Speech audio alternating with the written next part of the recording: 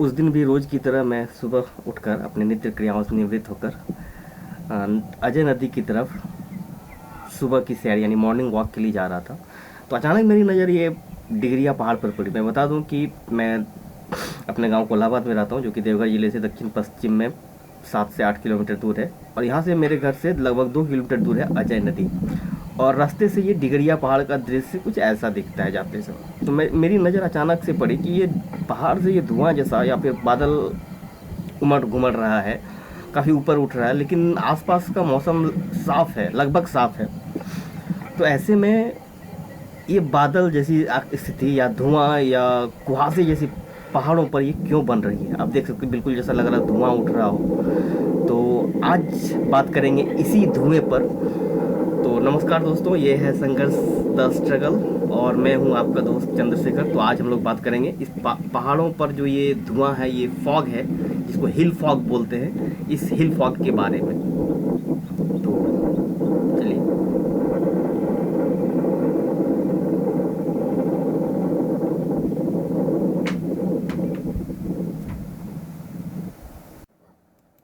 तो दोस्तों चलिए अब हम बात करते हैं हिल फॉग की। तो जैसे आप देख रहे हैं पहाड़, वीडियो में भी आपने देखा और ये पिक्चर में भी आप देख रहे हैं, फोटो में भी आप यहाँ देख सकते हैं कि ये एक यहाँ बिल्कुल एक धुआं ऐसा लग रहा है पहाड़ में आग लगी हो और धुआं ऊपर की ओर उठ रहा है।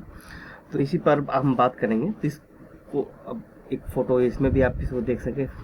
फ़ोटो बहुत ज़्यादा क्लियर नहीं है क्योंकि मैंने फ़ोटो बहुत दूर से लिया है, लगभग 3 किलोमीटर, पहाड़ से लगभग मैं 3 किलोमीटर दूर था, हालांकि पुल पर था ऊंचाई पर, तो थोड़ी ठीक है वीडियो। तो चलिए हिल फॉग की बात करते हैं। जब ढलान के सहारे नम हवाएं ऊपर की ओर बढ़ती है, अप स्लोप में यानी कि चढ़ान पर जब बढ़ती है, तो वो जैसे ऊपर चढ़ती है हवाएं एडियाबेटिकली वो ठंडी हो जाती है और बादल का रूप ले लेती है और इस तरह का कुहासा दिखता है। इस तरह का जो चढ़ान है इसको ओरोग्राफिक लिफ्ट भी कहते हैं इसको। ये एडियाबेटिकली ऊपर चढ़ता है, जैसे कि एडियाबेटिक और आइसोथर्मल प्रोसेस का यदि क्लियर नहीं हो तो आप इसको देखें कि यदि मैं एक शॉर्ट टर्म में बता दूं कि एडियाबेटिकली मतलब पूरे सिस्टम में दिए गए उष्मा में कोई परिवर्तन नहीं होते हुए भी तापमान में बदल जाना। ये इसकी वजह से ये जो नमी ऊपर जैसे चढ़ता है और नमी जो पूरे प्रक्रम है उसका जो तापमान कम हो जाने की वजह से यहाँ कंडेंसेशन होने लगता है। उसमें चूंकि है ही नमी, नम हवा है, और एक कंडेंस होने लगता है और एक कुहासे या बादल जैसी स्थिति उत्पन्न होती है। ये तो कभी कभी फ्रीजिंग पॉइंट तक भी पहुंच जाता है ये पहाड़ों पर, जिसके कारण वो स्नोफॉल वगैरह हो जाते हैं। तो अब चलिए इसको एक बार हम ऐसे देख लेते हैं इसको। अब देखिए ये एक पहाड़ है, मानते हैं कि इधर थोड़ा चेंज कर लो इसको। अब मान के चलें कि इधर से हवाएं आ रही हैं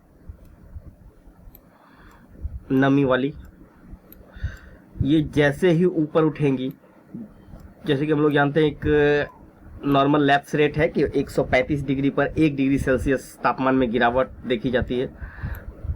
तो जैसे ही ये ऊपर उठेगा धीरे धीरे ये तापमान में गिरावट होगा और ये कंडेंस होने लगेगा और फिर यहाँ पर एक बादल नुमा आकृति का निर्माण करेगा या फिर कभी कुहासे जैसा और पहाड़ों पर, और फिर ये ठंडी होकर ये हवाएं शुष्क होकर इस ओर पहाड़ की दूसरी ओर से उतरने लगेंगी।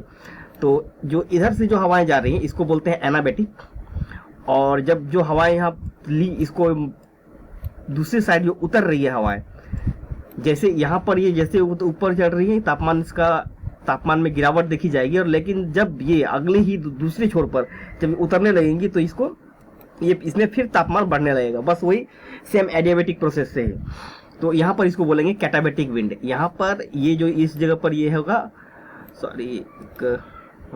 यहाँ पर होगा ये एनाबेटिक विंड और इधर ये कैटाबेटिक विंड। तो मुझे लगता है ये अब क्लियर हो जाना चाहिए, क्योंकि यहाँ से जैसे ही ऊपर चढ़ा ये अपना तापमान में गिरावट हुई और यहाँ कंडेंसेशन जैसे कुछ शुरू हुआ, छोटे छोटे ड्रॉपलेट्स में बदल गए और एक कुहासे का निर्माण कर दिया गया। और फिर ये आगे शुष्क हवाएं नीचे की ओर बढ़ जाती हैं और यहाँ पर यहाँ इसको कैटाबेटिक विंड बोलते हैं इस छोर पर, और इस छोर पर एनाबेटिक विंड। तो दोस्तों ये था जो हिल फॉग का कारण। अक्सर हम लोग पहाड़ों पर ये चीज देखते हैं, जब पहाड़ों के सहारे जब ढलान, पहाड़ों का जो ढलान है उसके सहारे जब हवाएं ऊपर उठती है, और सुबह सुबह ये आसानी से इजीली हो जाता है क्योंकि तब तापमान बहुत कम होता है, वातावरण भी स्वच्छ होता है और तापमान भी कम होता है, इसलिए बहुत कम ऊंचाई पर ही बादल बनने लगते हैं। तो दोस्तों ये था। और चलिए बात करते, जब जिक्र आया है अजय नदी का, तो अजय नदी को भी थोड़ा हम लोग गूगल मैप पर उसको देखते हैं और उस पर थोड़ा चर्चा करेंगे। चलिए वो नेक्स्ट सेक्शन में हम चलते हैं। इसको पुनासी बैराज के बारे में आपने सुना ही, पुनासी डैम के बारे में आपने सुना ही होगा। पुनासी जलाशय परियोजना जो कि 7वीं पंचवर्षीय योजना से, वो 7वीं पंचवर्षीय योजना में ही उसका काम शुरू हुआ था, और अब जाके वो काम में कुछ गति आई है। अभी हालांकि पूरा नहीं हुआ है। अजय नदी पर बनने वाला ये ऊंचाई, यहाँ पर एक डैम है सिंचाई के लिए। और फिर यहाँ से ये आगे बढ़ती हुई देवघर, फिर देवघर जिले में है ये। अब आगे यहाँ से फिर ये बढ़ती हुई ये नदी आप देख सकते हैं। ये यहाँ से आके जो डढ़वा नदी है, यहाँ पर ये सातर से आगे निकलती है। फिर ये कोई इस जगह का कोई नाम तो यहाँ दिख नहीं रहा, गूगल पर आप सर्च करके बताएं यदि कुछ मिले तो। और फिर ये बहती हुई नदी फिर आगे यहाँ पतरों से मिलती है, और फिर ये आगे बढ़ती हुई फिर यहाँ पर एक सारठ में सिकटिया बैराज भी इसी पर बनता है। और फिर ये चितरंजन के पास बंगाल में प्रवेश करती है, पश्चिम बंगाल में चितरंजन के पास आप देख सकते हैं इसको, ये चितरंजन है। उसके बाद यहाँ जैसे ही बंगाल में घुसती है, नदी का रूप बिल्कुल ही बदल जाता है और ये एक पानी की मात्रा बढ़ जाती है, और इस क्षेत्र को बहुत अधिक फ़ायदा मिलता है इस अजय नदी से, जितना कि झारखंड या बिहार को नहीं मिल पाता बंगाल को, क्योंकि ये एक मैदानी इलाका होने की वजह से यहाँ पर नदी का बेहतर इस्तेमाल हो पाता है यहाँ पर इस नदी के पानी का। और ये फिर यहाँ से बहते हुए आगे